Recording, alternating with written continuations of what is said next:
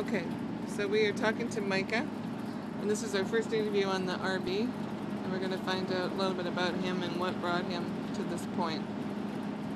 Well, I just want to say that I'm really glad to be here with some of my heroes, because not only are they veterans, but they're also activists, which means that they're doing the same thing that I want to do. And I really like the scenery on this ride, because we are in the midst of fall, and everything is just springing forward with beauty.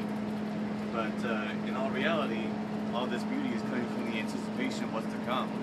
The cold, the winter, which in poetry always symbolizes death. But you know, it's just a momentary lapse before we spring back into life.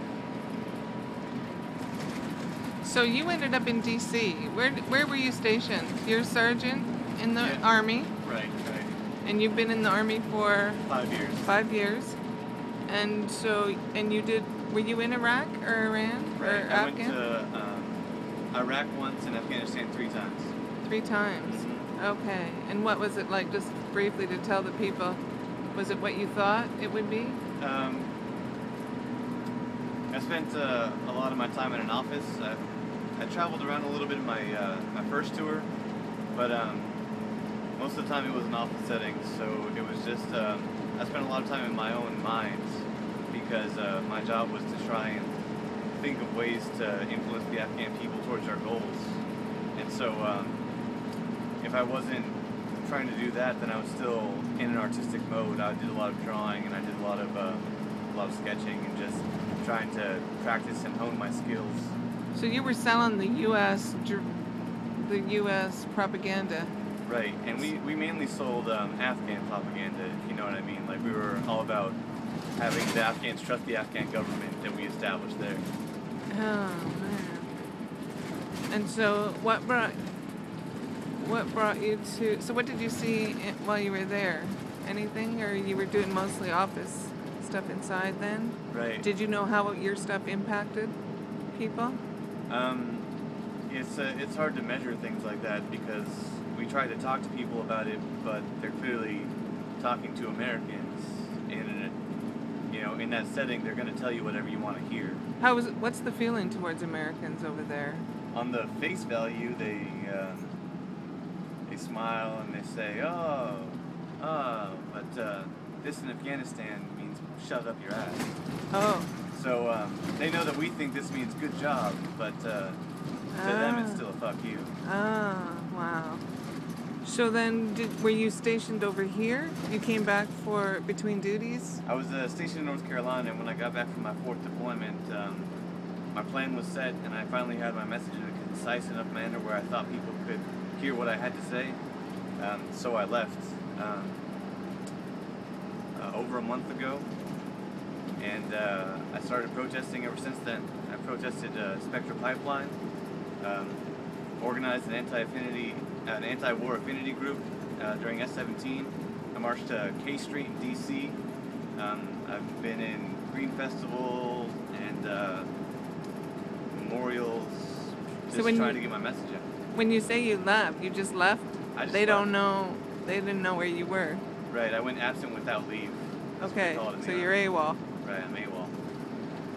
So then I met you, and Diane and Donnie are with me, and Donnie's with Occupy Armed Forces, and he's asleep right now. He's asleep right now. We're all taking shifts to drive, and Diane gets to drive.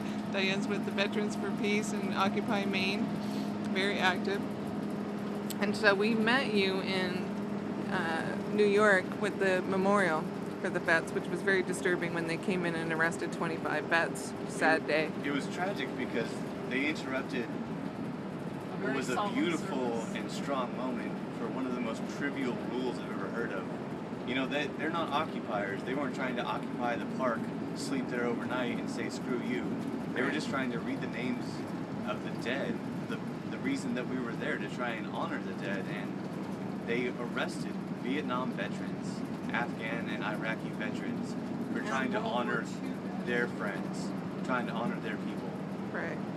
And it was disturbing, and it was sickening. And we will interview Bill Perry later, because he was one of the ones that were arrested. So then after that protest, before midnight, you decided that you were going to give yourself up in Right. Fort Hamilton. Right, because I had passed, I was about to pass my month mark of being AWOL, and that would make me a deserter. And so I know that I'm not going to leave America. Like, this is my home, these are my people, and I have faith that even though the system is wrong, that we're going to do what's right. So it was never my intention to leave to become a deserter. So I tried to turn myself in, and in so doing, renewed my AWOL window.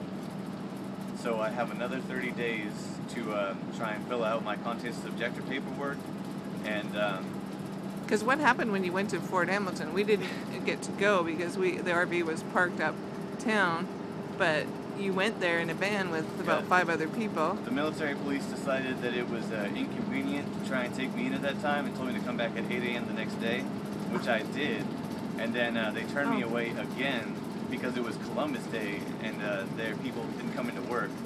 So they let me go and told me to be back today.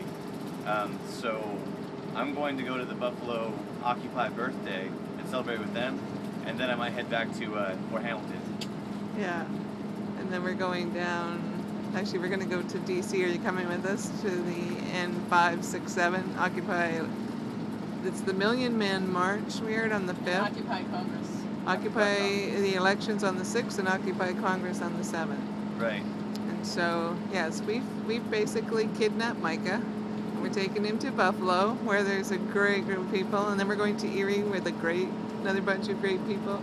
Maybe Cleveland, and then coming back down.